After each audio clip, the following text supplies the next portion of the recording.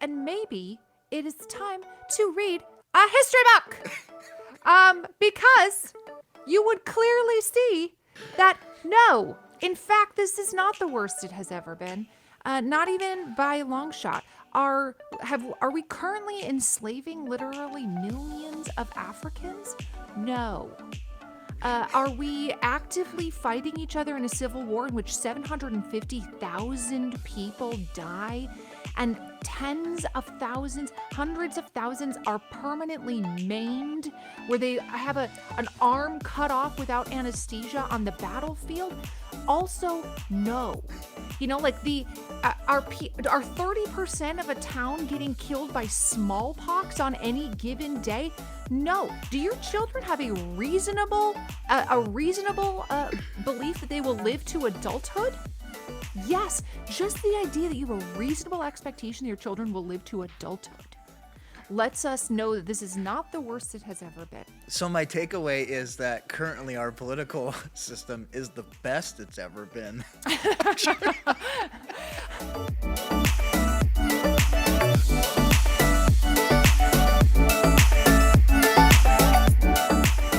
Well, hey crew, it's Adam. You're listening to The Conversation today. We're at episode 265, but more specifically, this is part 3 in our 4-part series called Politics and Faith. And friends, I am pumped about this series. If you missed part 1 or part 2, I'm going to encourage you, push pause right now, go listen to those episodes first. They are amazing conversations. Today, though, I am jacked about our guest. You're going to love her. Friends, if you are struggling to navigate this election political season as we lead up to November, this series is for you wherever you are. I'm so glad you're tuning in.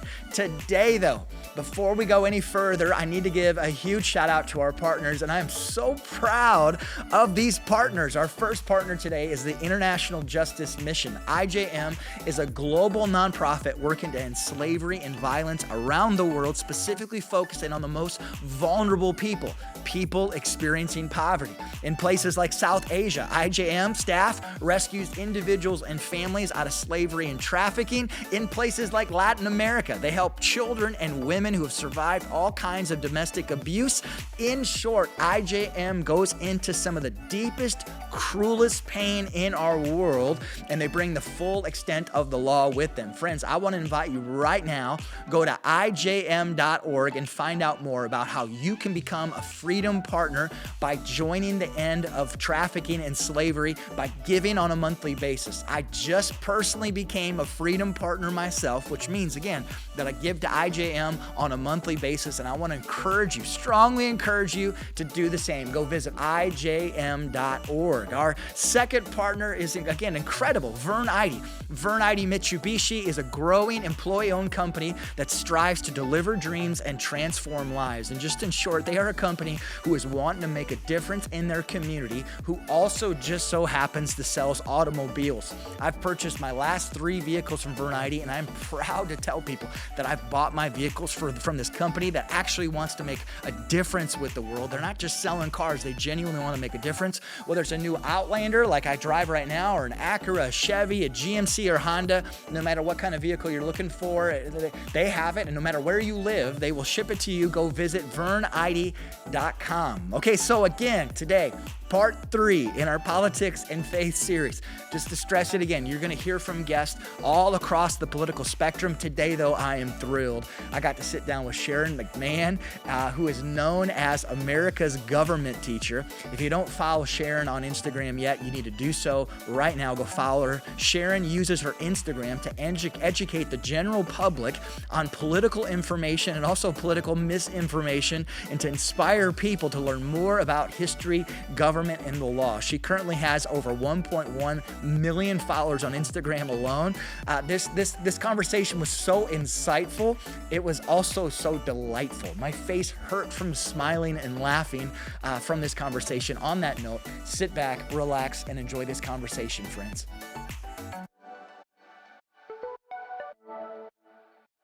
Thanks for inviting me. Yeah, I'm honored. Yeah. And where are you at right now? I live in Minnesota. Where do you live? We are neighbors. I live in South Dakota. South Dakota. You're like, Mm-hmm. I don't know if I'd consider that a neighbor. It feels like it's still No, like a it is. country It's away. a neighbor. It's a far neighbor from northern Minnesota, but it's a neighbor. Yeah, because are you in Yeah. the Duluth area? I live in Duluth. Yeah. How about that? Yeah.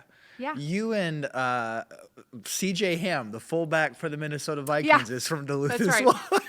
That's right.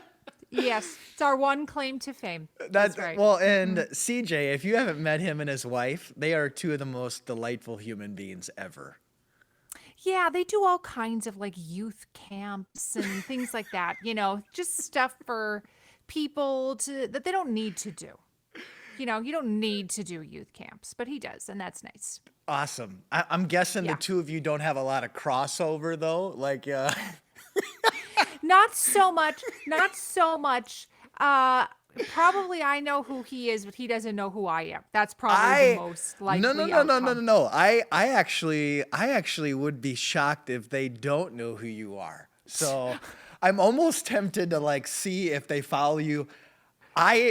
Look at this. Stephanie Ham, who by the way is awesome, follows you on Instagram. So she most definitely knows who you are. That is That's funny fun. that she's the first common friend. fun. I have 183 Instagram friends Oh my who gosh. follow you, including Steph That's Ham. fun. Shout out to you, fun. Steph Ham, one of my favorite humans. Oh, I love that. It was like a big day for me when I realized that one of Taylor Swift's best friends follows me. And of course, Taylor Swift follows nobody on Instagram. Like she probably has a secret Instagram account, She right? does. Like, of course she does. Like all politicians, et cetera, do. But her official Taylor Swift Instagram follows nobody, which I get. But when I found that one of her closest friends follows me, I was like, does Taylor Swift know who I am? So I have no idea, but it brings me joy to think about the possibility. I would be willing to bet Taylor Swift's secret account follows you. It maybe maybe it does. Maybe it does. I don't think Instagram has top fans, but I wouldn't even be shocked if she's a top fan. I would take it. I would take it. You're like, I'm blushing right now. But it's Yeah, like, that sounds fine to me. yeah. Yeah. Sharon, I'm so grateful. I'm just going to hop right in. Yeah, let's So do it. you're from Duluth, Minnesota. We've already made the connection with the Ham family, who's the best. You're a government teacher. You now have this huge following on Instagram where everyone, including Taylor Swift's secret account, follows you. You've raised just like so much money. I just even saw the medical debt that you retired for so many people. You've interviewed everybody. America's government teacher. How did just that happen? Start there. That's crazy. Well, it started many moons ago, Adam, when I was in college, and I thought that I wanted to be a doctor. And I'm very interested in like medicine and science. That's interesting to me. And so I was kind of in this pre-med program, and I was taking a class and sitting in the class listening to the lecture, and this sort of, I don't know how to describe it other than this sort of feeling sort of dropped from the sky, almost like a beam of light in this dark, boring lecture hall with 25 people who were borderline asleep. And the feeling that descended upon me was this idea of like, you are meant to be a teacher. Whoa. And I was like, oh, yes, I am. Like it was just like, I don't know how to describe it. It's very weird. I don't have an explanation other than at that moment, it was like, that is absolutely correct. Yes, it is. And I Wow. ran sort of full speed at this idea that I was supposed to be a teacher. And that's what I did. I became a teacher. And so I taught for many years in multiple states and learned how to be a government teacher. That's really what I spent a lot of my time doing. I learned how to be a law teacher, coached mock trial, like did all these, things. Yeah. Honed my skills in the teaching of the governments. And then 2020 happened. And then like the world went to hell in a handbasket. right? Like that's how everybody felt. Doesn't matter like what your feelings about COVID were, doesn't matter who you voted for. Everybody looks around and was like, this is terrible. This is I do not terrible. like any of this. I don't approve of any of this. And so 2020 was like a huge pivotal year for so many people, including me. I found myself with time on my hands because of, COVID and other life circumstances. And the 2020 election, again, doesn't matter who you voted for. Everyone agrees that was nuts. That was Yeah. crazy. Let's Yeah. not do that again. Yeah. So I started seeing like so much just terrible misinformation on the internet, like things that were just demonstrably false, like how the Electoral College works. I saw this one dude who was like a friend of a friend who was like, well, when they leave the Electoral College building, and I was like, sir, Chad, you are so, please, Did please you- remain seated. I love okay? the name. Chad. I love that you use the name Chad. Chad. Chad, sit down, okay? You don't know what you're talking about. There's no Electoral College building. It's not a university you can graduate from. And there were so many people who were just so confidently wrong on the internet about like basic government facts, right? Yeah, like things that I would like. Yeah, not even like controversial things of No, the day and age, no. like the basics right. of our government. Correct. There were people getting elected to the United States Senate who still are in the United States Senate who could not name the three branches of government, right? So this is like a basic, incontrovertible fact. It's not based on anybody's opinion about what the three branches of government are. So I decided I was just going to do the only thing I knew how to do, which was describe how things actually worked for an audience who clearly had no idea. Turns out 16-year-olds and 56-year-olds, not that different when it comes to their lack of government knowledge. So I just started making some like nonpartisan fact-based explainer videos, not telling you Yeah. who to vote for, not telling you Biden's wonderful, Trump's terrible, or vice versa, just describing the legitimate facts of how things worked. And it turns out that was content that was like needed in the world. You go on the news channels and everything is, again, everything's terrible and nothing, you don't know what to trust. Yeah. So that's the genesis. A feeling dropped from the sky one day, Adam. And then here we are. That's incredible. Just for the marketing nerd inside of me, has no application anywhere else. Did you before 2020, 2010, 2019, did you have a massive following then? And if you were to dissect really quickly, again, this is only really for me, what was the magic that like just catapulted just what you do? Like, could Yeah. you dissect those two things? It was not a massive following. I owned a photography business, and so I was a photographer, and I had a lot of followers as a photographer. Whoa. And when I say a lot, I mean like 11,000 followers, which is a lot for a local business, right? Yes. It's a lot for a local business. But it's certainly not a lot in the grand scheme of social media. Yep. So it's not a lot compared to what I have now. So Yep. I had been on Instagram. I had some followers. It wasn't like I started with 0 followers. I Yep. had, 11,000 followers. Many of whom, because photography is largely a local business, many of whom lived in Minnesota and the surrounding areas. Yep. So what ended up happening, when I started making these little videos for the Chads on the internet, my local following started spreading those videos because they already, in terms of marketing, you would know this, they already knew, liked, and trusted me. Yep. Right? Because they knew me. Many of them knew me personally. Yep. We had met in person. I had shot one of their sessions, or I'd taken pictures of their baby or their wedding or whatever. So that know, like, and trust factor was established with this, sort of core audience. Yep. And that's one of the things that, of course, is difficult for people on the internet to to build is that know, like, and trust. So then that core sort of audience started taking my videos and disseminating them Crazy. across the internet. And that is, they started, for example, sending my videos into media stations in the Twin Cities. And, from there, it started to grow. Unbelievable. Unbelievable. Okay. End of like only for Adam questions. Sharon, I don't know if these are curveball questions. I like to pride myself on no curveball questions. Just for context, are you willing to share where you are faith-wise?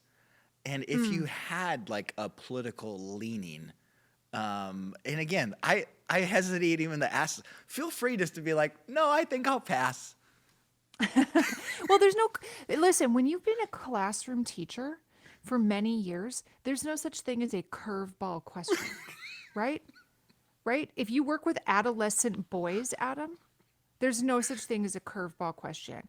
I once had a boy raise his hand and say to me, I have a question. And we're like, it's like the end of the day. Like, we have 3 minutes before the bell rings type situation. Like, we're all heading out of class. His question was, when a mom is pregnant and she eats hot food, doesn't it burn the baby? And he thought babies grew in their mother's actual real life stomach and that they were in there getting covered in spaghetti and soup. And the hot food was just like, it's all like a trash compactor, just raining down on the baby. And this is a 16-year-old boy who obviously has never had a chance to ask anyone this question before. And for whatever reason, maybe I was pregnant or something and he thought I would know because I have children. I had to explain to him, like, okay, so there's something called a uterus.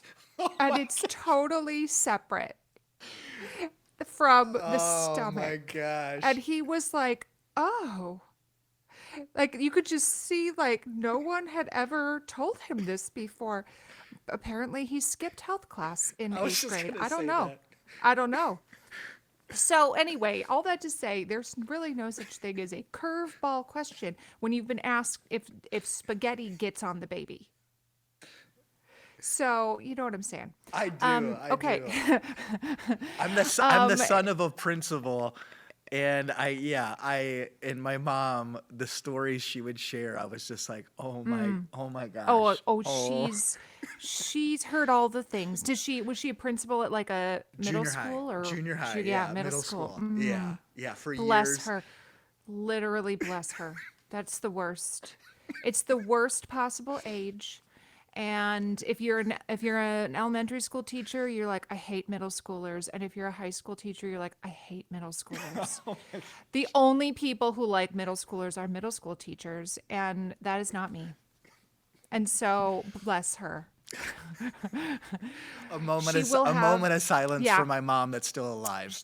Yes, she will get her reward someday. If she hasn't gotten it yet. She didn't get it financially here on Earth. No, but someday it's coming. The reward is coming. In terms of like a faith perspective, I certainly have a faith background, but I don't choose to make that part of my platform. Yeah, right? Totally because cool. It's, I think religion can be misused more than it is useful very often when we're talking about these topics. And I see way more weaponization of faith than I'd see an appropriate use of faith in the, government square. Yes. So to me, I'm coming from a place of religion is extremely important to people. And if it is important to somebody, it should remain so. Yep. I very strongly support people's right to practice their religious faith in whatever manner they see fit, as long as it's not harming others. But I very strongly disagree that we need to live in some kind of religious nationalist theology, our religious nationalist theocracy, I should say. Yep. There has never been a theocratic nation on earth that has led its citizens somewhere worth going. So I think people might forget that the Third Reich was a Christian nationalist regime. It had a state religion. And I'm not saying I'm not comparing that to the United States. I'm just saying, like, it doesn't lead places worth going. Freedom is much better. Sharon, So that's how I view it. Well, I'm so grateful you'd answer that part. The second part of my curveball, it still feels like a curveball to me. Just like a leaning, like I'll just be quiet.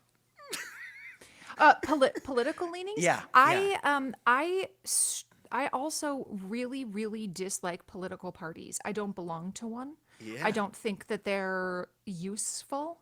I mean, I understand what their purpose is. I understand that they're money-making machines, they're organizational machines. I understand their utility. Yeah. But I think overall, we have been more harmed than helped by political parties.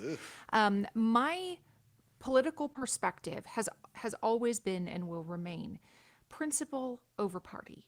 I care more about the principles of democracy and about upholding, what I view are very fundamental pillars of any good democracy, including the United States. And those are things like the rule of law, the consent of the governed, the limited government, these kinds of very basic concepts that I think both parties are prone to get away from. And so I have zero party allegiance. In fact, I have slight animosity towards both parties. And I think people may not say that, but I think a large majority fall into that. They just don't say it. Most people, I think, would look around. They maybe lean towards the left, lean towards the right. But the vast majority of Americans fall into what I call the exhausted majority. Yeah. Which is like 70 to 80% of Americans who are like, can we just pump the brakes here? Yeah. Like, why does it need to be so vitriolic? Why does it need to just be name calling and screaming all the time? Can't we actually work together to try to solve important problems? Like, why is that a weird concept? Apparently, that's a weird concept now. And most Americans think that that's stupid. That's not how we exist in our workplaces. That's not how we exist in our homes. Like, imagine a classroom setting, if anybody's ever been a teacher, a classroom setting in which you pit one group against the other. That's ridiculous. You learn to work together in a community, in a classroom, even though people have different backgrounds and beliefs. And the same is true of the country. Why can't we learn together, or why can't we work together with our differing backgrounds and beliefs and understand that those are strengths and not weaknesses? So good. Okay, so Sharon, I want to ask just a couple of questions with November coming up, just some like perspective from you, and then I want to talk about your book. One of your like giftings. It's honestly, I've told my wife. By the way, I found out about you through Carlos Whitaker. So, okay. Yep, Carlos is a friend. He's spoken at the church I get to lead multiple times. Known him for years, but I came about you through Nashville. So that's how I discovered you. But one of your giftings is being able to make things understandable and digestible. So much has happened. I mean, even just the debate going on, that was the most interesting thing ever. The Trump assassination attempt, Biden stepping down, Kamala Harris is now a candidate. What are some practical takeaways from what we should be focusing on during this time? Is there anything that you're like, yep, this is just kind of a bigger picture of what's going on? Is this the only time chaos has happened? I don't even know if there's a question in there. I'll just let you talk. Okay. Well, no, this is not the first time chaos has ever happened in the United States. No. A bunch of presidents were actually assassinated, right? Like a bunch of them. And it wasn't until till William McKinley was assassinated that we were like, okay, now this is too much. It's too much. I mean, they tried to kill Abraham Lincoln multiple times. They were obviously only successful one time. But they tried many times. Like, they were out chasing his train, waiting to get him off the train and kill him. I mean, like, they were actively attempting to assassinate Abraham Lincoln. It's, John Wilkes Booth was part of a much broader conspiracy of people who were involved in his assassination. I could literally talk for 3 hours about about the chaos that this country has experienced in the past. And that's so good even just to hear, because everybody, I feel like I'm using generalize it, even just saying everyone there. I take that back. Mm-hmm. What I'm hearing a lot is, this is the worst it's ever been. Is that a true statement? No. And I hear that all the time too, Adam. I do too. I hear that all the time. This is the worst it's ever been. And I'm like, and maybe it is time to read a history book. Because you would clearly see that no, in fact, this is not the worst it has ever been. Not even by a long shot. Are we currently enslaving literally millions of Africans? No. Are we actively fighting each other in a civil war in which 750,000 people die and tens of thousands, hundreds of thousands are permanently maimed, where they have an arm cut off without anesthesia on the battlefield? Also, no. Like are 30% of a town getting killed by smallpox on any given day? No. Do your children have a reasonable belief that they will live to adulthood? Yes. Just the idea that you have a reasonable expectation that your children will live to adulthood lets us know that this is not the worst it has ever been. Right? Like, I could go on and on and on and on about how this is not the worst it has ever been. There was a time, and I talk about this in my book, there was a time where people were so mad about the concept of enslavement, about some people wanted to end it and some people didn't, that somebody gave a speech on the floor of Congress in which he insulted another member of Congress. And he said, that member of Congress has a mistress. And he worships this mistress more than anything else in life. And that mistress is slavery. Well, this other person heard about the speech. He wasn't there, but he heard about it. And so one day, while the person who gave the speech is sort of like, he's getting ready to mail out some copies of his speech, because obviously there weren't viral video clips. If you wanted people to know what you said, you had to literally type it up and mail it to people. I mean, probably not type it. It was more like write it with a quill, but you know what I'm saying. And he's sitting there, he's getting ready to mail out copies of his harlot speech. That's what it was called. Like, he called his mistress a harlot, and that harlot was slavery. When this person comes up behind him and begins beating him with a cane in the United States Capitol building, while everybody else stands back and watches. And he beats this person so severely that he is out of Congress for multiple years. Oh my His name is gosh. Charles Sumner. He was extremely badly injured.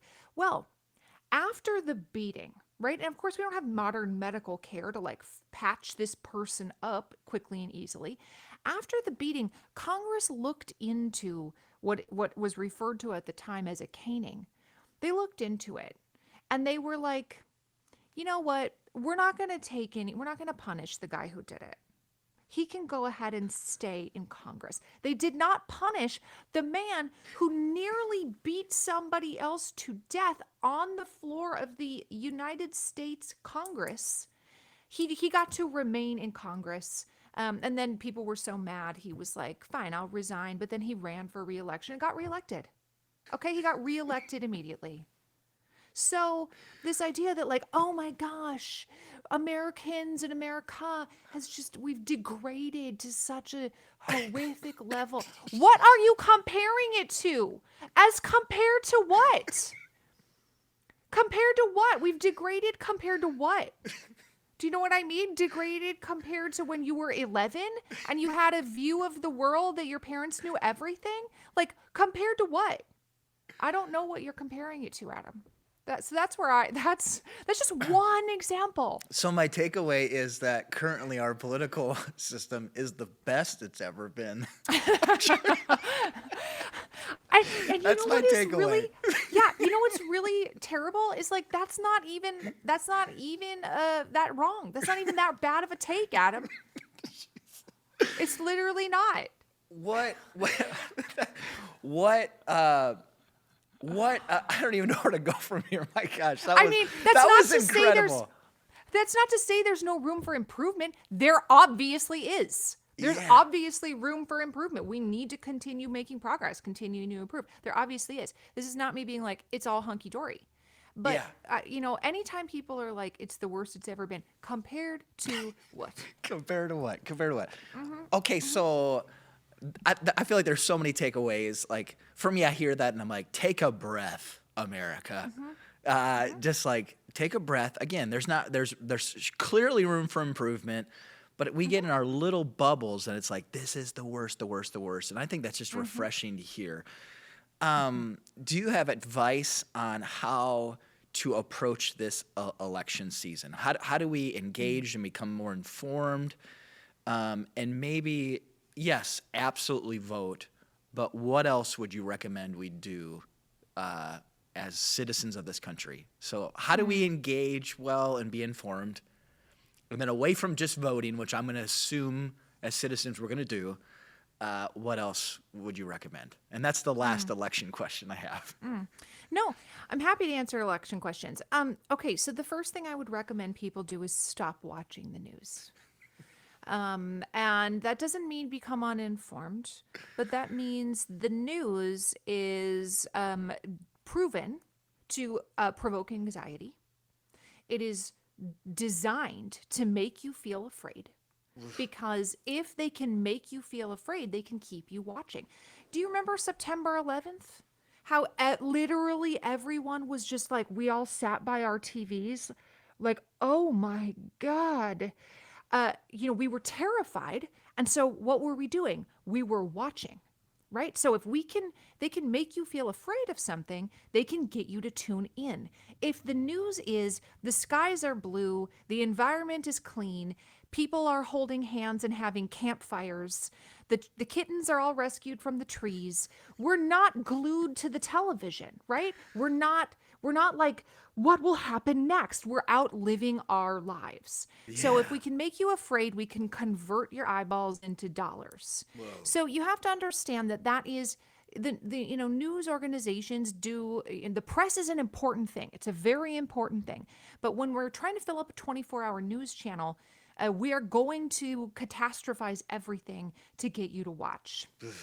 So stop watching the news, unless you're talking about like local news, right? Like your local 30-minute news channel, they actually tend to be way more balanced and like tell you about school boards and like, things that actually affect your local lives. But I would recommend reading your news. Just read it. It's much more difficult to get worked up when you're reading something because your brain has safeguards where it is much more difficult for you to like there's a big difference. This might be a better way to explain it. A big difference between watching somebody be executed and reading the sentence, so-and-so was executed yesterday, right? Yep. Those are very big differences in your mind. It doesn't mean that what happened to that person was unimportant or that we shouldn't take that execution seriously, but what happens in your brain is very different when you see it versus when you read it. Your brain is not going to fill in every gory detail of an execution. And this is true just of all things. So reading it can help you remain informed about what's happening in the world, but not insert. It's just like you wouldn't let your 5-year-old watch an R-rated movie. It's too much for them. It's stuff that their brain would never imagine. And so it's the same kind of concept. If you are feeling anxiety about the world, stop watching the news and get one of those news summaries that they email to you in the morning or the afternoon and are like, here's the 5 most important things that are happening in the world. Pick whatever news station, the Associated Press, pick whatever place you like, and they'll email you a summary, and you can remain informed, or get a newspaper and remain informed via reading the newspaper. I'm a big fan of newspapers. So good. So that's the first thing. That's the first piece of advice I would give you. Turn off the television.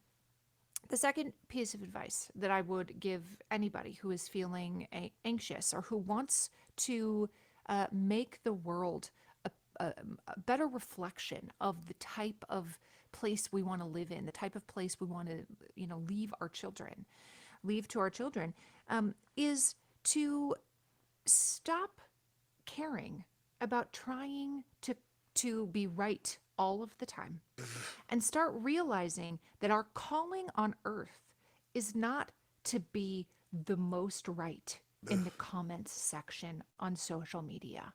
No faith traditions have that as an edict, Adam. Be the most right on Facebook is not a thing, right? Be the most right, that's not it. What do all of the world's major faith traditions and moral traditions, if you're not a person of faith, if you just have a moral code, what do we all believe are important? How we treat other people, right? Regardless of, again, all of the faith traditions have some version of love your neighbor. They all do. Some version of love your neighbor, and they might word it differently. Yes. But here's what they don't say. They don't say, love your neighbor if. Yeah. They don't say, love your neighbor if their skin is the right color. Love your neighbor if they are the same socioeconomic status as you. Love your neighbor if they voted for the same person as you. Love your neighbor if they have beliefs that agree with you. Love your neighbor if they treat you right. Love your neighbor if they go to the same church as you. There is not that quantifying if afterwards. So this idea that we should love the neighbors that look like us, think like us, attend the same houses of worship, vote for the same person, that is not supported by any faith or moral tradition that I am aware of in the world. Love your neighbor if is not a thing. And so here's the other thing that I think that I see. You tell me if you agree with this, if you see this in your travels around the globe.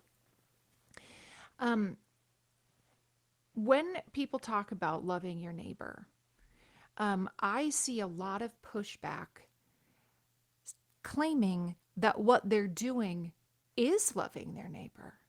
If I love my neighbor, well, I'll just tell them the truth. I'll tell them that they're fat and ugly and nobody likes their mom. Because if I'm loving somebody, I'm telling them the truth. And again, there's no faith traditions that say insulting people is telling them the truth. Yeah. There's no faith is treating them with love. In fact, all the faith traditions actually go on to describe what love looks like. Right? That it's patient and kind, right? It is not pointed, biting, sarcastic, mocking. So this idea that like, if I'm loving people, I'm telling them the truth. And the way to tell them the truth is in a snide comment on Instagram. You are missing the mark, my friend. That is not how you love your neighbor. So that's my other piece of advice is to pretend. If I were, an alien from another planet and I'm flying my spaceship above planet Earth and I'm looking down, would I interpret your comments as that person loves their neighbor? Yeah, that's good. That person is kind. That person is patient. That person is long-suffering. That person cares more for their neighbor than for themselves. Would a person who has no knowledge of who you are interpret your comments in that way? And if they would not, then it might be time to re-examine. So good. So good. Okay, Sharon, your new book, The Small and the Mighty, is about some little-known women in history who have changed our country for the better. And men. There's men. There's men as men well. Too. Why this book? And then if you wanted to share about one or two of those people. Yeah, well, So here's the thing is I have always been interested in the people who have made big impacts, but whose names are not on the statues. Right? Yes. I've always been interested in those kinds of people, and I think there's just something inherently fascinating about them. Yes. So to me, this is a topic that is, like if I were 25 years old and going to the bookstore and saw a book about unsung Americans who changed the course of history, I'd be like, heck yeah, I want to read that book. That's interesting. So to me, there's just something interesting about people whose stories are not known. I love it. Yeah. So that's the first thing. The second reason I wrote this is because I see how many people feel disempowered by the current system that we have. They feel like I'm not a billionaire. I don't own a social media platform. I don't have the ability to build myself a weirdly shaped rocket and blast it off into space. I don't, you know what I mean? Like they just feel like, who am I? Who am I? I'm nobody, like in the grand scheme of things, what difference can I make? Yeah. I'm just a stay-at-home parent. I just am the pastor of a church. I work in a pediatric office taking children's temperatures. Like whatever it is, fill in whatever job you might have that you think is relatively inconsequential in the grand scheme of things. And first of all, I'll tell you that's a very normal human experience. Yeah. You're not unusual to feel that way. It's normal to feel like, yeah, who am I? Um, but the other part that I want people to understand is that so many of the important things that have happened in the world and in this country have happened because of people who had no power, who were teachers, seamstresses, preachers, pregnant teenagers Yeah. who just decided to try. They just decided to try. And they had no way of knowing when they started putting one foot in front of the other what kind of impact they would have on the world. And the fact of the matter is, you don't either. You don't either. We don't have crystal balls on purpose, right? We can't Yeah. see the future on purpose. I believe that that's on purpose. We're not supposed to see the future. That would be very dangerous for a human to be able to see the future. We would squander that very quickly. And so the idea that I just pictured really quick. This is totally unhelpful. I just pictured Biff from Back to the Future getting the almanac. It just doesn't turn out well. Sorry. nope. I'll be quiet again. Yeah, no. Picture any movie in which somebody travels through time and they know what happens in the future. It never ends well, right? It doesn't end well. No. They always do something to screw it up. Always. There it is. I'm gonna reel back in my 7th grader. Continue on. No. You're right though. You're totally right. Humans would immediately squander it if we knew what happened in the future. We're not supposed to know what happens in the future. So this idea that in order to be mighty, you must be large, powerful, rich, elected to high office, famous in some way, have a TV show.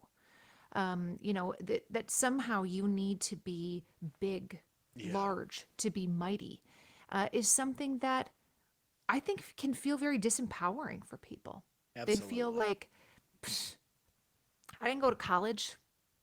I stayed home with my 4 kids. What am I, who am I? So I really wanted to paint a picture of people who were small and mighty, Awesome. and how all of us can be great Americans. All of us can be small and mighty.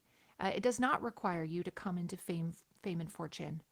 And I hope that's what this book does, is it leaves people, when they close the last page, that they realize how important they are, just like the people in this book were.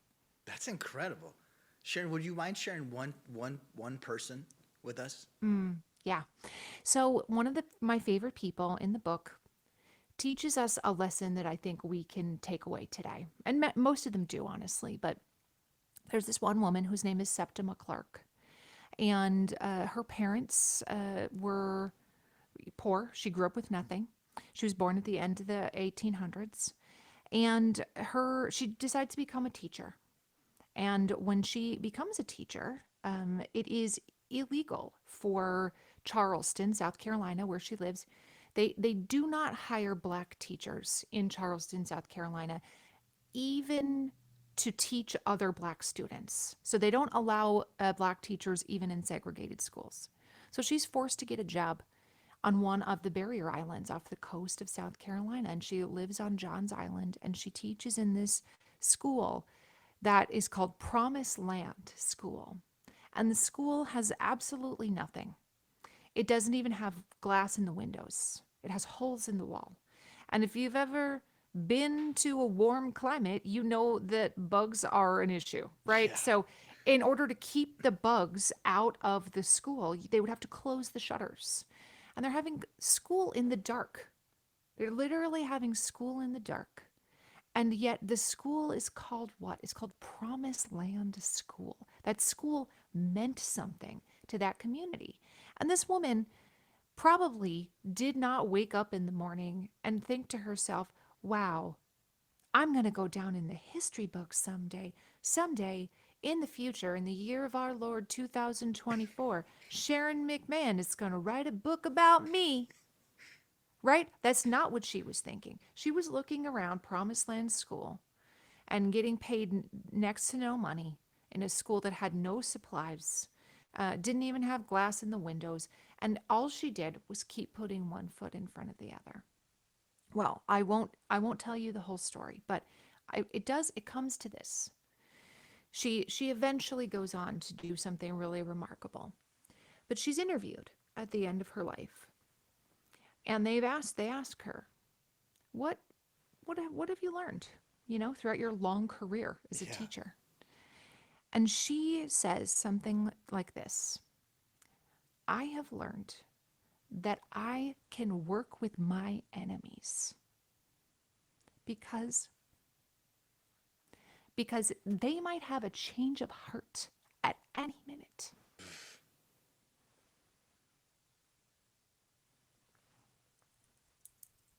And, I've written this whole chunk of this book about her, and her story never stops being moving to me. Yeah. This idea that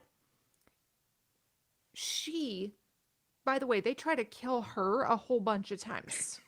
They literally, they catch people on their way to firebomb her house.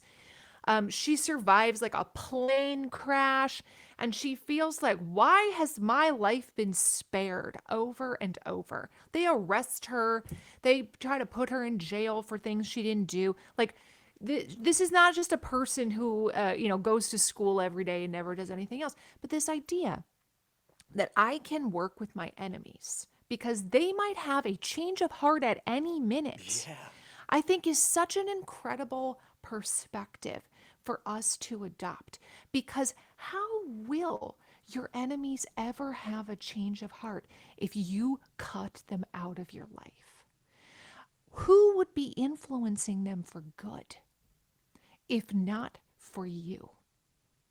And so if Septima Clark, whose parents, were, subjected to cruel enslavement, who suffered mightily at the hands of people who had far more power than her, can say to herself, I can work with my enemies because they might have a change of heart at any minute. I just that's a little nugget that I tuck away in my pocket and I pull out regularly. Somebody needs to be influencing your enemies for good. And if you cut them out, how will they ever see the light?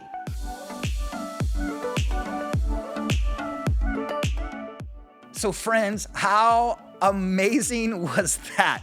Sharon's incredible, right?